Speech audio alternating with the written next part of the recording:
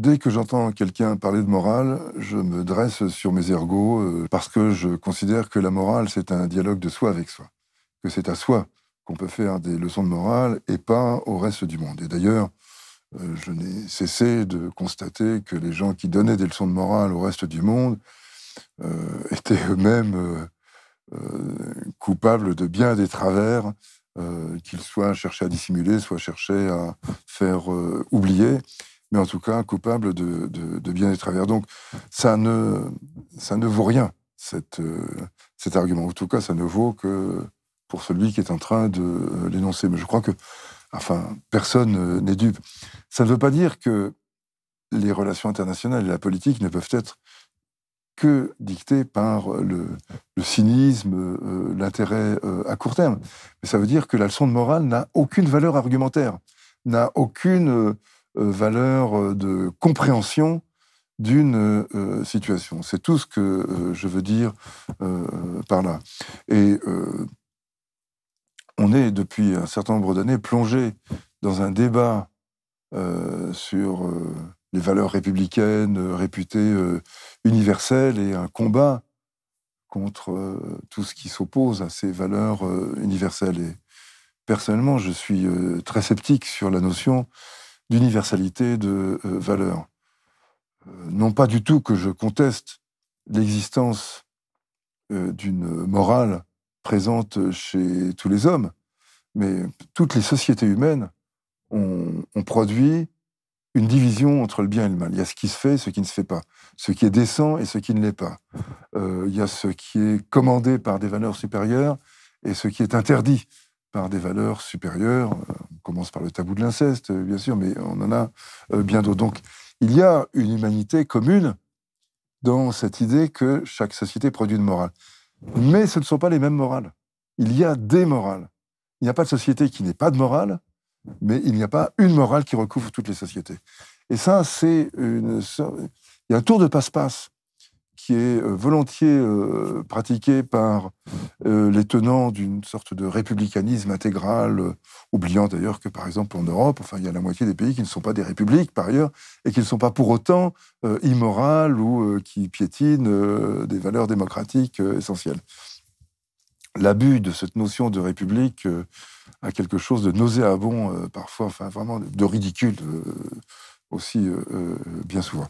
Mais en tout cas, il me semble que... Il est vrai qu'on parle souvent des valeurs républicaines, on n'en a jamais la liste, en fait. Je ne sais pas de quoi on parle. Jamais la liste. C'est quelque chose qui est vraiment performatif, mais on se demande quel est le contenu réel derrière, en fait. Performatif aux yeux de ceux qui énoncent ces valeurs républicaines, mais comme si la République était une sorte d'essence immuable qui avait vu le jour tout armée, sortie de la cuisse de Jupiter en 89 et restée impeccablement démocratique, légaliste, républicaine au fil de l'histoire.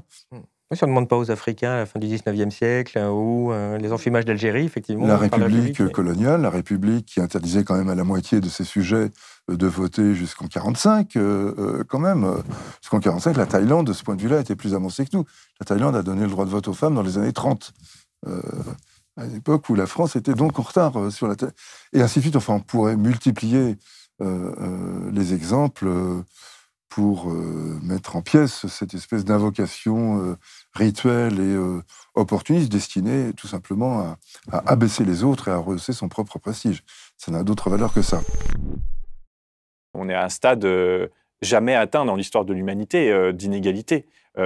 Et ce stade jamais atteint produit des absurdités, produit des milliardaires qui veulent faire des hôtels dans l'espace et qui envoient leurs propres fusées pour faire du tourisme spatial. Quand même, quand on y pense, quoi, c'est complètement délirant. Est-ce qu'on aurait pensé à ça? Enfin, il y a 30 ans, ça aurait été une sorte de dystopie de science-fiction. Maintenant, ça nous arrive. Et ça nous est arrivé parce que, entre-temps, la lutte des classes, elle était en faveur des puissants et qu'ils ont sabré tout un tas de choses, tout un tas de mécanismes tous les mécanismes de redistribution des richesses, c'est-à-dire d'atténuation du capitalisme qui avait été mis en place dans l'après-guerre, sont en train d'être laminés. Et évidemment, du coup, il en résulte un enrichissement des actionnaires. Aussi, de nouveaux marchés ont été créés de force. Par exemple, je pense au marché du logement. On a tendance à oublier qu'en France, le logement il était réglementé jusqu'aux années 80, que ça a été déréglementé, et le logement, maintenant, c'est quelque chose qui pourrit la vie des gens parce qu'ils se tuent à payer leur loyer, et pendant ce temps, ça a considérablement enrichi toute une partie de la population, une petite partie de la population. Ça, c'est un exemple, pour moi, le logement, c'est un exemple concret de la violence du capitalisme, et que chacun peut expérimenter. Le fait que ça soit devenu impossible de se loger dans les grandes villes, qu'on exige de vous des garants, de s'excuser, enfin, on a l'impression que c'est un entretien d'embauche maintenant que d'avoir un appart. Ça, c'est un exemple concret d'une lutte des classes qui a été gagnée, parce que ça n'a pas toujours été comme ça. Le logement, ça n'a pas été toujours cette jungle-là. Il n'y a pas de pensée stratégique sur la guerre économique. Moi, ça fait donc plus de 25 ans que je m'y intéresse. Je vais très souvent à Bruxelles. Je demande à chaque fois quelles sont les doctrines, les positions, les textes importants sur la sécurité des Européens. Donc, on va vous sortir des textes sur la sécurité dans la lutte, dans la prolifération nucléaire, la sécurité en ce qui concerne la lutte contre le terreau, un peu les migrations. Puis quand vous leur dites, mais dites-moi, vous avez des textes de doctrine sur la sécurité économique de 450 millions d'Européens? Non. Il n'y a pas de pensée stratégique sur ces problématiques, à la fois à Paris et à Bruxelles. Il n'y en a pas, c'est le vide absolu. Et d'ailleurs, nous qui, depuis des années, pointons la naïveté de Bruxelles sur ces questions, à chaque fois la réponse était faux, nous ne sommes pas naïfs. Or, depuis 2 ans et le Covid, ils n'arrêtent pas de dire que ça y est, c'est terminé. Nous ne serons plus naïfs, nous disent-ils. Donc, sous-entendu, ils ont bien été naïfs jusqu'à présent. Et les faits le montrent, ils ont été totalement naïfs, impuissants à réagir à l'extraterritorialité du droit américain. Mais vraiment, mes interlocuteurs à Bruxelles, j'avais l'impression de voir des lapins pris dans les phares. Ils ne savaient plus quoi dire et quoi faire vis-à-vis de cette extraterritorialité américaine, quand bien même, depuis 1996, ils ont un règlement qui interdit aux entreprises européennes de se soumettre à une enquête interne de l'étranger. Pourquoi ça ne marche pas, ça, alors? Mais ils ne l'ont jamais appliqué. Mais à partir du moment où il n'y a pas de pensée stratégique, il n'y a pas de capacité du rapport de force. Les Européens ne savent pas ce que c'est que le rapport de force. Pourquoi, selon toi, la Banque centrale ne fait rien alors que sa seule mission, c'est de lutter contre l'inflation, justement? Justement, elle est face à un mur. En fait, avec la crise de 2008, quand justement on avait un problème de dette, c'est vraiment une crise de dette, crise de liquidité, donc une crise de dette. Et donc on devait justement réatterrir. Elle a décidé de gagner du temps et qu'on n'allait pas réatterrir. Et quelle a été sa solution? C'est de répondre à un problème de dette par plus de dette. Voilà. Donc en gros, c'est une fuite en avant qu'on vit depuis 2008. C'est-à-dire qu'on court, on crée de la dette pour rembourser de la dette et on rôle la dette comme ça. Alors nous, on ne sait pas ce que c'est dire rouler de la dette.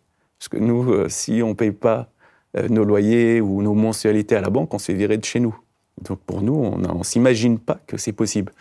Mais ce qu'on appelle les sociétés zombies, ou même pas, même les multinationales qui marchent très très bien, comme LVMH ou la dette publique, elle est constamment rôlée. Ça veut dire quoi? Alors rôler, ça veut dire que j'emprunte 100, et surtout LVMH, emprunte 100 à des taux quasiment nuls, voire négatifs, comme le disait son directeur financier. Il dit, c'est la première fois de notre vie que ça arrive, on ne comprend pas, on emprunte et on gagne de l'argent en empruntant. Donc ils empruntent et ils font ce qu'on appelle, c'est comme ça que marche l'obligation, des prêts in fine, c'est-à-dire que de la dette in fine, c'est-à-dire qui est remboursée à la fin. C'est-à-dire qu'on ne rembourse rien pendant la vie de la dette, on paye juste ce qu'on appelle les coupons, donc les intérêts, sauf que pour une boîte comme LVMH ou comme l'Allemagne, comme la France, il fut un moment, les coupons sont négatifs, donc c'est taux négatif, donc ils reçoivent au lieu de payer de l'argent. Et à la fin, ils doivent rembourser le nominal, c'est-à-dire les 100 qu'ils ont empruntés. Mais à la fin, ils ne remboursent pas, ils retournent sur le marché, ils empruntent pour rembourser ces 100. Et donc, qui aide justement à ce que ce monde merveilleux existe? C'est la BCE par son rachat de dettes, ce qu'on voit ici en pointillé en bleu. Et donc, c'est des gens, en fait, moi c'est ce que je dis, c'est qu'une dette qui est relais à l'infini, c'est pas une dette, c'est un don. Et donc, il y a plusieurs personnes qui justement profitent de dons. Et sans création de valeur. Parce que quand on emprunte, est-ce qu'on a fait des grands travaux en France? Est-ce que l'hôpital va mieux? Est-ce que l'école va mieux? Est-ce qu'on a créé des nouvelles lignes TGV? Pas du tout. Donc on régresse même. Les gens sont rarement complètement fous. Ça arrive, hein. ça arrive, mais c'est rare, et deux, ça explique rarement la totalité de leurs actes. D'après ce qu'on sait, Vladimir Poutine n'est pas fou. C'est même plutôt un type cynique qui fait des raisonnements extrêmement froids, et on peut percevoir une logique dans ce qu'il fait. Lui, sa logique, c'est je demande depuis 20 ans des garanties de sécurité, notamment sur l'Europe centrale et particulièrement sur l'Ukraine. Je ne les obtiens pas. Donc, pour les obtenir, je renverse le rapport de force en utilisant la guerre. Donc c'est contestable, c'est détestable, c'est pas bien, mais ça relève d'une logique froide, tout à fait décryptable, démontable. Alors, est-ce qu'on peut sortir de cette logique? Est-ce qu'on aurait pu, ça c'est pour les historiens, empêcher cette logique d'arriver à son terme?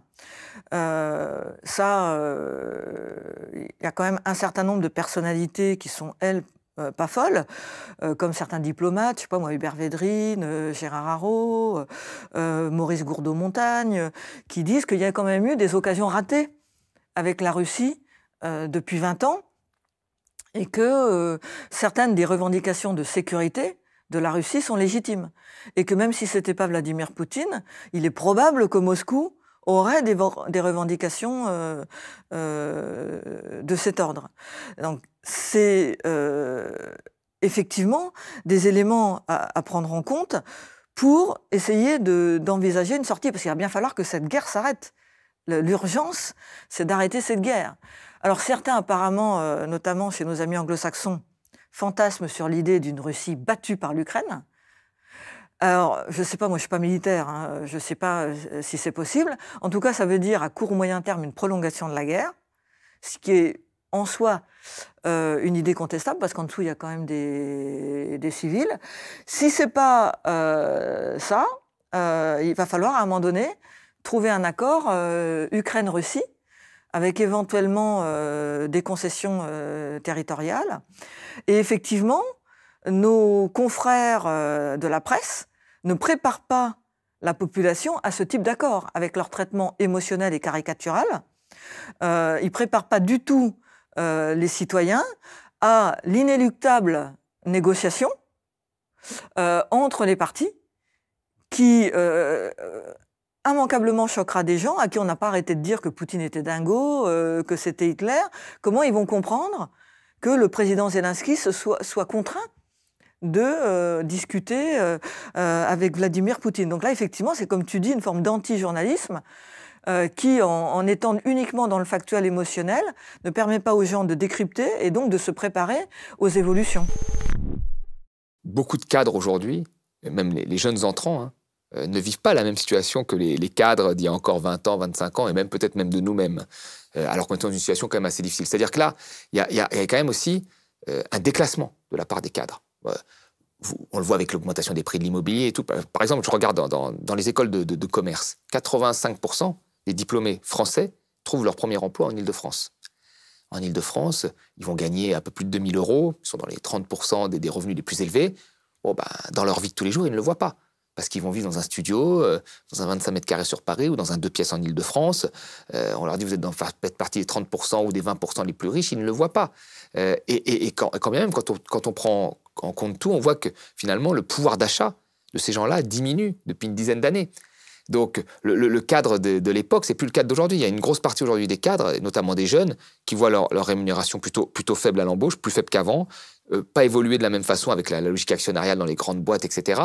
En plus, crise sur crise, on leur dit qu'il faut faire de plus en plus d'efforts. Donc, ils vivent en fait le même déclassement, enfin, moins violent que les ouvriers et que les employés qui ont vécu les délocalisations depuis 30 ans. Mais ils sont en train de rentrer, là, ces cadres-là, dans une forme de déclassement, là, très clairement. Les métiers de service se délocalisent, etc. Et donc, je pense que même eux, ils devraient y réfléchir, parce que ce sera pas la même, ils n'auront pas les mêmes carrières que leurs aînés.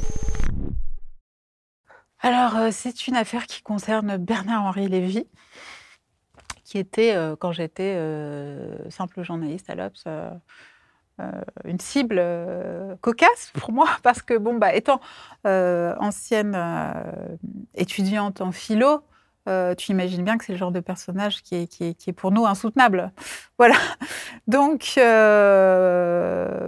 Bernard-Henri Lévy publie un livre, un fascicule même, on va dire, dans lequel je sursaute littéralement. En quelle année à peu près? On est dans les années 2010, peut-être 2010 tout simplement. Et je sursaute parce que je lis qu'il cite le livre d'une sommité appelée Jean-Baptiste Botul, ayant rédigé un livre sur la vie sexuelle d'Emmanuel Kant. Tu vois le...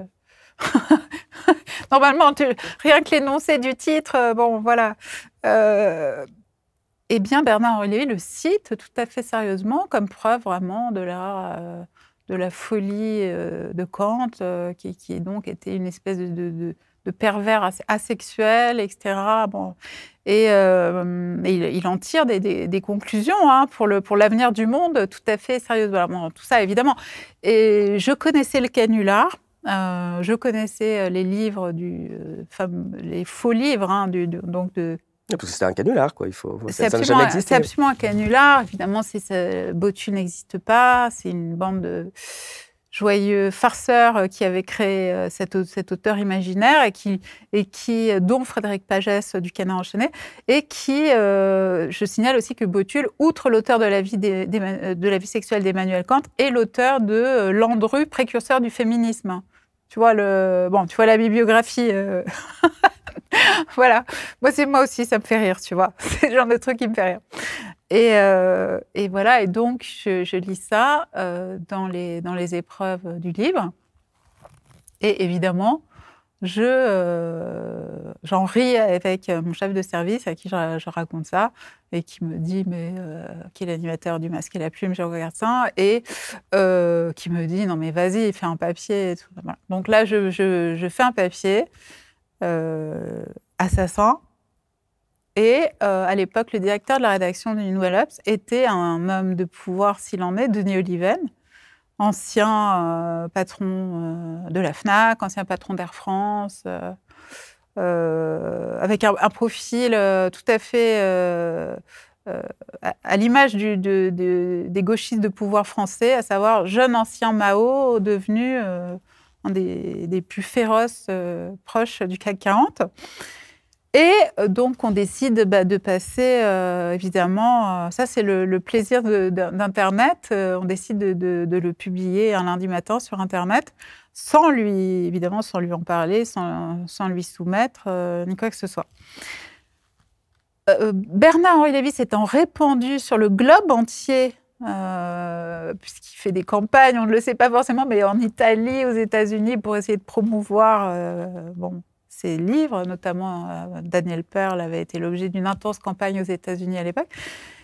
Donc, par un phénomène qu'on avait totalement sous-estimé, le nombre de connexions devient tellement important que le site de l'Obs saute et tout le monde en parle. C'est là qu'il fallait le mettre, le million, finalement. C'était peut-être d'avoir un truc spécial DHL sur le site de l'Obs pour que ça résiste, en fait. Le Los Angeles Times en parle.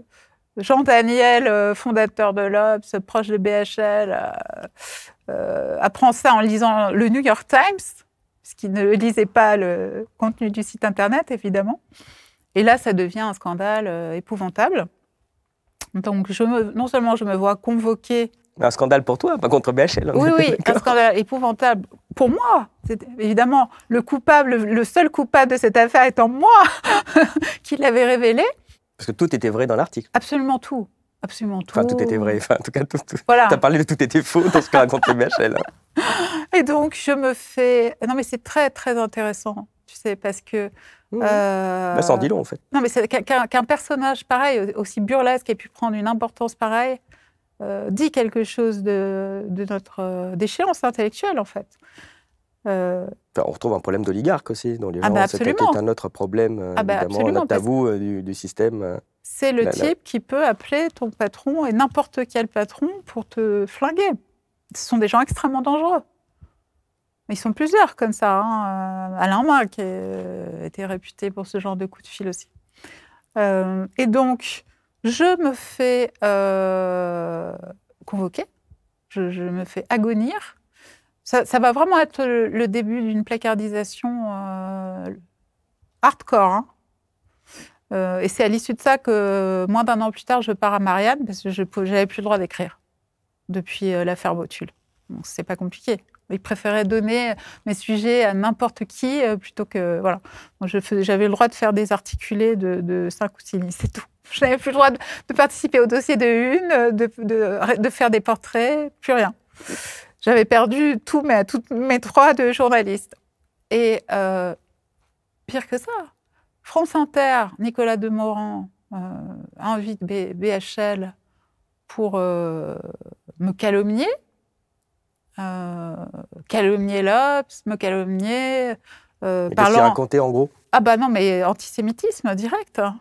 Le rayon paralysant direct. Non, mais là, quand on touche à BHL, c'est ce qui arrive.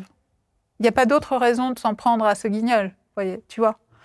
Donc, l'ex-ambassadeur d'Israël, Eli Barnavi, fait un texte dans Marianne, 1 page entière contre moi, pour me diffamer. Toutes sortes de supports, Slate, etc., sortent des papiers ignobles, à lourde connotation, enfin, d'accusation d'antisémitisme. Je prends quelques jours de vacances après ces rudes journées. Et là, incroyable, je découvre dans Le Monde une tribune de Ségolène Royal pour prendre la défense de Bernard-Henri Lévy livré aux chiens. Et là, vous vous dites, mais non, mais qu'est-ce que... Enfin, stop, quoi. La Société des journalistes de l'Obs est obligée de faire une pétition pour me soutenir, pour dire qu'il est inadmissible, que les pressions que j'ai subies sont inadmissibles, alors que c'était vraiment pas des agités du bocal, hein, c'était pas le SNJ-CGT. Et là, vous vous dites, mais en fait, qu'est-ce qui s'est passé? C'est une blague. Quand on regarde d'un point de vue historique l'histoire de l'énergie, il n'y a absolument pas de transition. Moi, ça ne me gêne pas, à la limite, qu'on parle de transition au futur comme un concept normatif, mais le problème, c'est que souvent, cette vision de la transition comme quelque chose qu'il faut faire advenir, elle s'ancre dans une histoire qui n'existe pas. C'est une histoire, par le passé, on aurait des transitions du bois au charbon, puis du charbon au pétrole, et maintenant, il faudrait faire advenir une nouvelle transition face à la crise climatique. Et donc, le problème, c'est que face à cet énorme défi qui est la crise climatique, quelque chose qui est absolument sans précédent, on a recyclé des manières de voir l'énergie, des manières de penser le développement des techniques qui ne sont pas du tout à la hauteur de ce qu'il faut affronter. Donc c'est vraiment plutôt disons, ce caractère ambigu de la notion de transition qui donne l'impression que les choses sont quand même qu'on maîtrise le développement et qu'il faut accélérer un développement du capitalisme et de l'innovation qui, par le passé, nous aurait permis de faire des transitions énergétiques. Non, en fait, il faut bien voir que le capitalisme, l'innovation, malgré des progrès indiscutables et malgré sa performance en termes d'inventivité, ne fait pas du tout advenir des transitions. C'est fondamentalement une histoire de cumulation, une histoire d'addition, d'empilement, à la fois des énergies et des matières premières. Parce que là, on parle beaucoup d'énergie à cause du CO2 et à cause du changement climatique, mais en fait, ça vaut pour toutes les matières premières. C'est fondamentalement l'histoire matérielle de l'humanité, c'est une histoire d'accumulation. C'est très difficile de voir des matières premières qui sont devenues obsolètes. Après des siècles d'innovation et de produits de synthèse, etc., on n'a pas d'exemple de matières premières dont on se passe entièrement. Si vous prenez même les principales matières premières qu'on consomme depuis 1950 jusqu'à 2015, sur les 60 principales matières premières, il n'y en a que 5 qui ont diminué. Et quand elles diminuent, c'est qu'il y a des interdictions. C'est l'amiante, par exemple. L'amiante, c'est toxique, certains pays l'ont interdit, ça produit des diminutions. Ça n'a pas disparu du tout, mais ça a diminué. La seule matière qui diminue par phénomène un petit peu, disons, d'obsolescence, c'est la laine de mouton, qui est remplacée par des fibres synthétiques, mais ce n'est pas du tout une bonne nouvelle pour l'environnement. Donc voilà, c'est que quand on parle trop légèrement de transition énergétique, d'innovation pour résoudre les questions environnementales, on dit quelque chose qui est contraire à l'essentiel de la dynamique du capitalisme dans son rapport à la matière. En France, c'est une tradition. La France n'a jamais été un pays d'enquêteurs. Enfin, je parle des journalistes. D'ailleurs, c'est très marrant. Quand on regarde les films américains, les policiers enquêtent, mais ils ne sont pas les seuls. L'avocat enquête. Le juge enquête aussi. Le procureur enquête. Le journaliste enquête beaucoup. Dans la littérature, dans le cinéma, les journalistes n'arrêtent pas d'enquêter. Le type qui est accusé d'un meurtre dans les films d'Hitchcock et dans tous les films noirs depuis les années 40, enquête. Nous, en France, les seuls qui enquêtent au cinéma, dans la fiction, c'est les flics. D'ailleurs, on appelle ça un polar. On est les seuls. Personne n'utilise, les autres parlent de thriller, on parle de polar. On est les seuls qui enquêtent. Donc c'est pour te dire que les journalistes français n'ont jamais enquêté de leur vie. C'est même pas enseigné à l'école, je pense. Et il y a une vraie tradition du journalisme d'investigation dans les pays anglo-saxons, pas du tout en France. Il y en a toujours eu, entendons-nous. Mais ils ont toujours dit, moi je pense que. C'est une vraie différence. Albert Londres, c'était totalement subjectif. Et pourtant, c'est un type qui allait sur place, déjà. C'était énorme. Savoir est-ce qu'il enquêtait, est-ce qu'il faisait une... En tout cas, il a véritablement soulevé des lièvres. Il a porté le fer dans la plaie, comme il disait. Mais est-ce que, du point de vue de la déontologie journalistique anglo-saxonne, on l'aurait pris pour un journaliste sérieux? Je ne suis pas sûr. Les Français, on est dans un journalisme de commentaires. Alors que tu ailles au bagne, comme Albert Londres, ou que tu restes chez toi à écrire des éditos, à la fin, tu dis « je pense que ». Bien qu'il n'y ait pas eu d'accord sur cette affaire-là, un certain nombre de promesses ont été faites.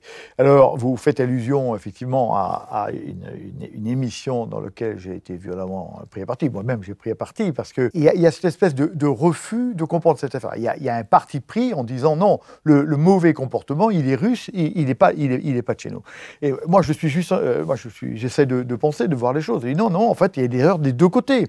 Hein. Et alors, je vais revenir là-dessus, mais je me rappelle d'un mot du président Poutine à Mme Merkel, 2015 ou 2016. Et Mme Merkel lui dit « Bon, Monsieur le Président, quelle a été la plus grande erreur que vous ayez commise depuis la chute du mur ?» Et Poutine n'attend pas pour répondre, elle est simple, c'est de nous avoir fait confiance. Et voilà. Et il le dit. Et donc je crois que tout ça est vrai et que nous sommes mal comportés dans cette affaire-là. Je dis nous Européens, encore une fois, nous Européens, parce que c'était notre intérêt à nous. La guerre, elle n'est pas aux États-Unis là. Hein. Les États-Unis conduisent une guerre par procuration qui part bien des côtés, leur rapporte. Mais c'est notre guerre à nous, elle est chez nous, et nous avons laissé créer les conditions de cette guerre. Alors, on peut dire oui, mais n'importe qui peut adhérer à l'OTAN, on ne peut pas l'empêcher. Bien sûr que si, on peut. On peut très bien dire non. Ces pays libres demandaient à rentrer dans l'OTAN. Ben oui, mais c'est une alliance, c'est pas le patronage, ce truc-là. On dit oui et non. Nous avons des intérêts et nous avons laissé. Mais pourquoi pourquoi fondamentalement? D'abord, il y a une affaire de mépris et d'incompréhension. Je ne comprends pas la psychologie russe et donc je ne me rends pas compte à quel point cette affaire-là va sembler à la fois méprisante et dangereuse pour l'URSS. Mais on ne vous menace pas. Certes, vous ne menacez pas. Mais moi, je pense que vous êtes menaçant. Et donc, je ne peux pas, on le disait tout à l'heure, ne pas tenir compte. Bon. Donc, il fallait se rendre compte de cette affaire-là. La mesure la plus étroite du chômage, au sens de ceux qui sont inscrits à Pôle emploi et qui sont en recherche d'emploi depuis quelques semaines, sont là-dedans, mais c'est hyper limitatif et c'est ce chiffre qui va circuler partout. C'est celui-là qui est relayé, les communiqués de presse parlent de ce chiffre, etc. Puis il faut aller chercher pour trouver le 10,7%, qui est pourtant plus représentatif, mais ce n'est pas celui qui est mis en avant comme la mesure principale du chômage. Et puis pour arriver alors à 20,8%, alors là, il faut carrément comprendre que le phénomène du halo du chômage aujourd'hui, il est très très présent et il préoccupe beaucoup le BIT d'ailleurs. Et c'est ça qui est vraiment la représentation exacte du paysage du travail dans un pays comme la France. C'est-à-dire qu'on ne peut pas négliger tous les gens qui sont là-dedans. Le sous-emploi aigu, qui est par exemple le fait d'être toujours dans les statistiques de l'emploi, mais de travailler 1 heure par semaine par exemple. Ça existe, surtout depuis que la crise du Covid a éclaté. On a eu énormément de situations de sous-employés aigus, qui ne sont pas mis dans les chiffres du chômage. On a des intermittents du monde du travail, des gens qui rentrent dans le monde du travail, qui en sortent. ceux-là ne sont pas, ils sont dans le halo du chômage aussi. Tout ce que tu as cité comme situation précaire sont là-dedans. Beaucoup d'entrepreneurs aussi précaires qui se retrouvent sans salaire pendant des mois et tout d'un coup, ils arrivent à travailler, ils ne sont pas là-dedans. Donc, le nombre de situations sociales qui sont exclues par ce 7,5%, ça veut tout simplement dire que ce 7,5% ne reflète rien.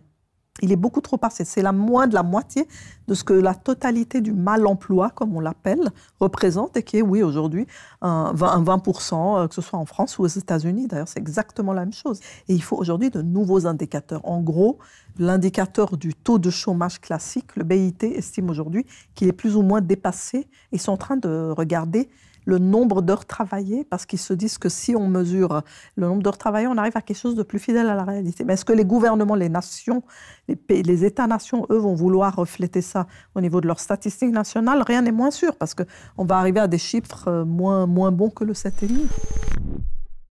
Donc c'est un des sujets les plus obscurs, mystérieux, compliqués, la démographie. Disons, si on essaye on s'appuie sur le consensus un peu international des chercheurs sur cette question.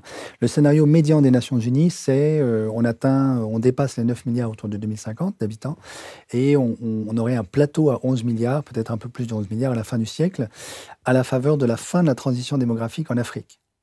Ça suppose qu'il n'y ait pas de catastrophe. Et que tout se passe bien d'ici la fin de ce siècle. On n'est pas sur la trajectoire du tout se passe bien, donc il est vraisemblable qu'il y ait des catastrophes d'ici là, et qu'en particulier il y ait des migrations de réfugiés climatiques dans tous les sens sur la totalité, une bonne partie de la planète. Pour te donner un exemple, nous, les scénarios prospectifs qu'on construit à Georgetown suggèrent qu'il y a une variable clé qui est la combinaison de pics de chaleur et d'humidité. Je suis sûr que tu as déjà fait ton jogging dans la jungle du Vietnam et tu as remarqué qu'au bout de 5 minutes, tu es complètement HS parce que, pas qu'il fait très chaud, il fait juste 35 degrés, mais il fait très humide. Et donc, le métabolisme humain a beaucoup de mal à transpirer, parce qu'il fait trop humide à l'extérieur. Et si on ne peut pas transpirer, en fait, le corps n'arrive pas à se refroidir. Et donc, tu as le cœur qui bat à toute vitesse, tu transpires comme une bête et tu ne peux plus courir. Et donc ça, c'est le petit symptôme à notre échelle à nous de ces pics d'humidité et de chaleur qui sont mortels pour le corps humain si on y est exposé plus de 6 heures par jour. Par exemple, c'est ce qui fait qu'à Delhi, à chaque fois qu'il y a un pic de chaleur, comme c'est très humide, tu as immédiatement en une semaine 300-400 morts à Delhi sans qu'on fasse rien. Voilà, c'est juste la combinaison chaleur-humidité.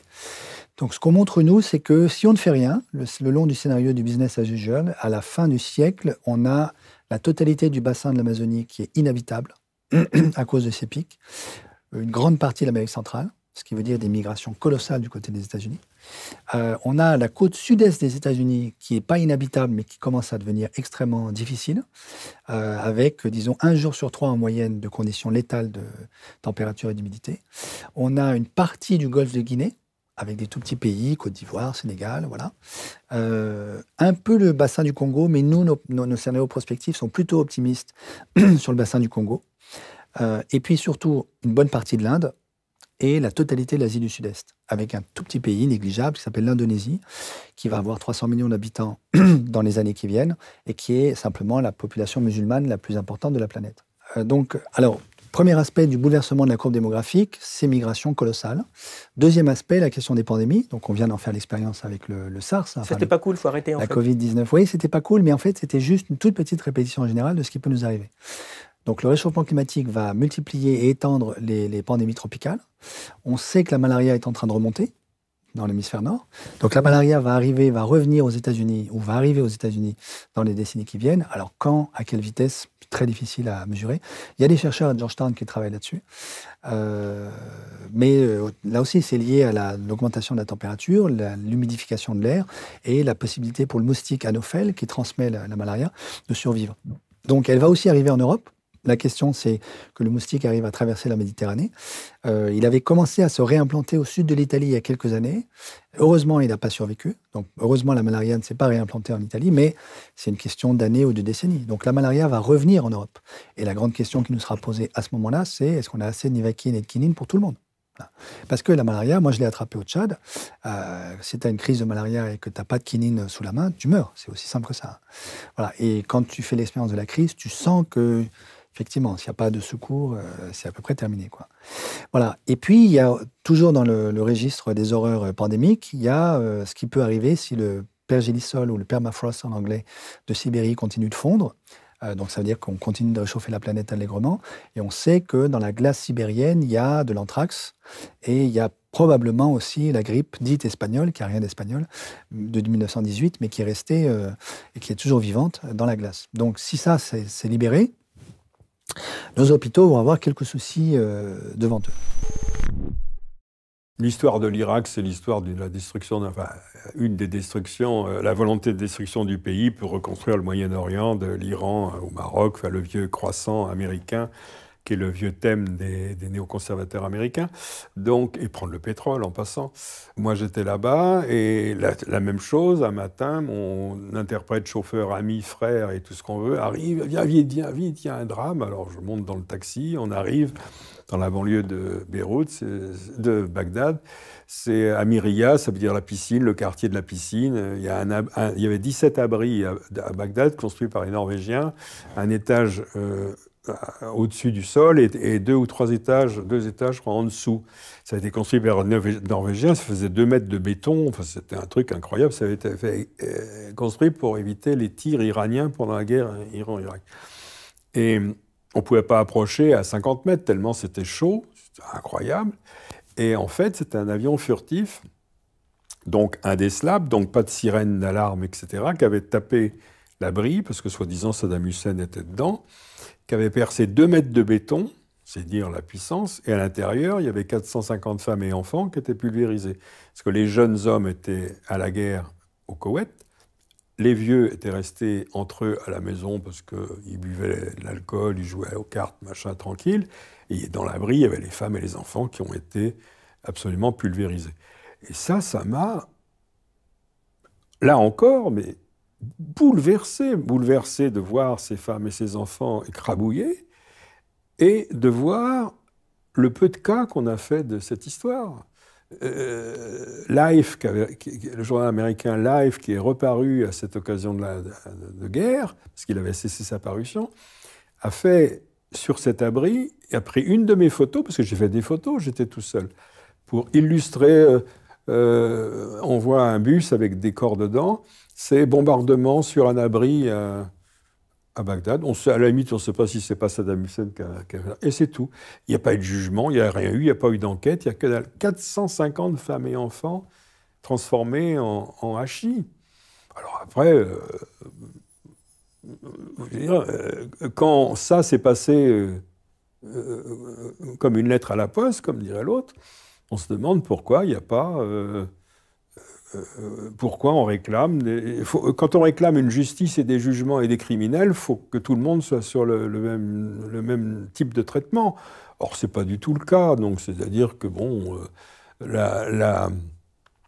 l'OTAN, la communauté internationale, comme ils disent, et tout ça, ne peut pas faire de bavure, puisque c'est des bombardements démocratiques, c'est des bombes démocratiques, c'est le bon droit, c'est des morts démocratiques. C'est des salopards qui sont en dessous, etc. Donc, bon, bah oui, ils n'ont pas de chance. Hein. Mais voilà, donc moi je trouve ça complètement inadmissible, impossible à engranger, à mettre dans le cerveau et à l'admettre. La compétition et l'état de compétition entre les êtres fait que la manière dont nous allons raisonner, débattre et discuter va être entièrement tendue dans le but de gagner la compétition. Ce qui peut rendre le débat politique, par exemple, totalement stupide. Ce qui peut rendre la conversation dans un dîner entre amis ou connaissances totalement stupide. Si vous avez des gens qui sont en quelque sorte en rivalité pour la reconnaissance, pour briller auprès de l'assistance, pour séduire quelqu'un, pour gagner un poste, parce qu'il faut avoir des alliés, des soutiens ou des votes. Si vous êtes dans une discussion où l'enjeu, c'est une compétition pour obtenir quelque chose, séduire quelqu'un, gagner de l'argent, gagner une place, etc., ça rend totalement stupide parce que ça vous met en état de bataille. Et donc, pensée réflexe de la proie, de celui qui doit se battre contre un prédateur, ça c'est le truc le plus primitif. Hein, on est en état de combat.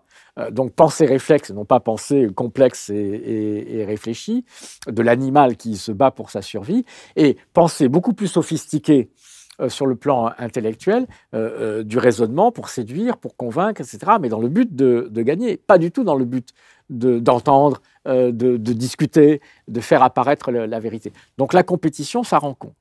Et donc, ça rend con d'abord parce que le fait même d'être en état de compétition du point de vue des biais cognitifs, ça active tous les réflexes qui ont tendance à mettre sous le boisseau la pensée raisonnable et réfléchie, mais parce que les conditions d'existence de gens qui sont placés en situation de rivalité, donc de stress, ça va être dans le travail, ça va être dans la vie, ont aussi beaucoup d'effets délétères. C'est-à-dire que ça sature complètement le temps et l'esprit des gens et ne laisse plus aucune espèce de disponibilité dans le stress et la fatigue ou l'épuisement pour faire autre chose que d'essayer de ne pas penser, de se détendre. Ça demande un tel effort. Quand on comprend ça, c'est ce que je voudrais que ceux qui m'entendent comprennent. Parce que même des gens très très intelligents et très très entraînés à la réflexion ont du mal à faire cet effort d'intelligence pour échapper à leur biais de confirmation, comprendre que c'est un travail, que c'est un effort, que si on n'est pas tous les jours de sa vie dans cet effort d'intelligence, attends, avant de réfléchir, est-ce que tu peux dire ça, etc. C'est un effort, c'est un travail. Pour avoir ça, il faut avoir de l'énergie, il faut avoir eu le goût, avoir été éduqué au goût de faire ça.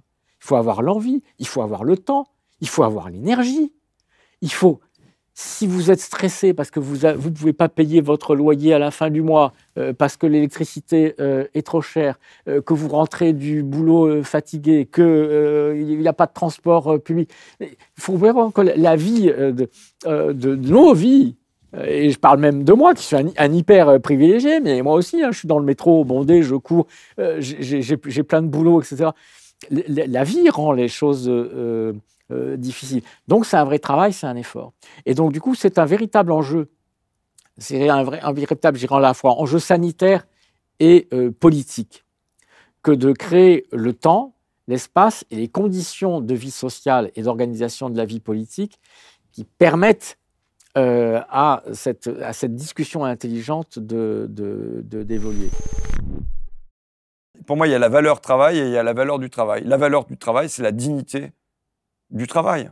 C'est la fierté qu'on tire de son travail. Et souvent, c'est l'ambivalence dont je parlais au début. À la fois, le travail peut être une souffrance, je l'ai énoncé dans des statistiques, et en même temps, on en tire une fierté, on est fier de son métier.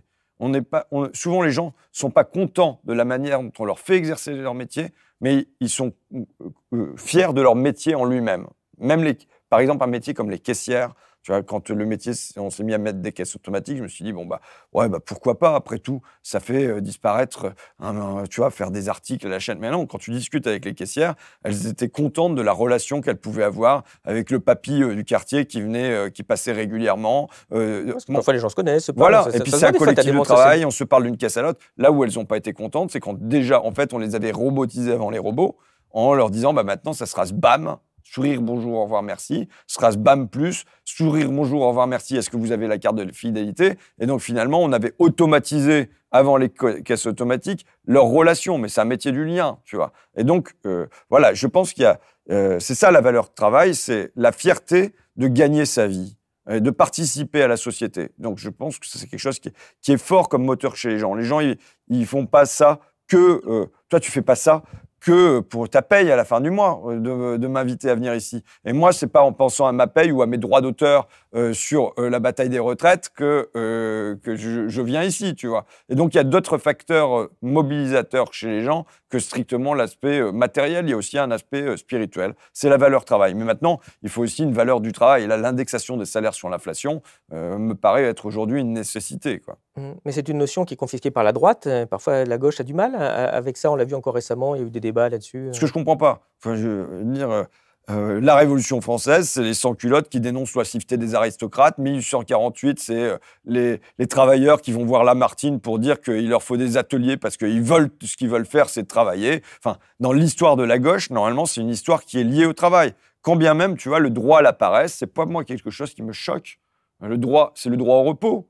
Mais normalement, l'histoire de la gauche, je l'ai expliqué, c'est l'histoire des deux. C'est à la fois l'histoire de la fierté du travail, mais aussi c'est l'histoire de libérer des temps hors travail. Moi, je suis pour moins de travail, je suis pour mieux de travail. Si on me dit pas de travail, c'est non. Il y a du travail à effectuer dans la société et donc on doit se répartir des tâches pour vivre ensemble. Tu penses qu'il y a d'autres notions qui sont confisquées par la droite et qu'il faudrait que la gauche se réapproprie? Mais la question de l'identité nationale, par exemple, n'est pas une question qui nous est interdite.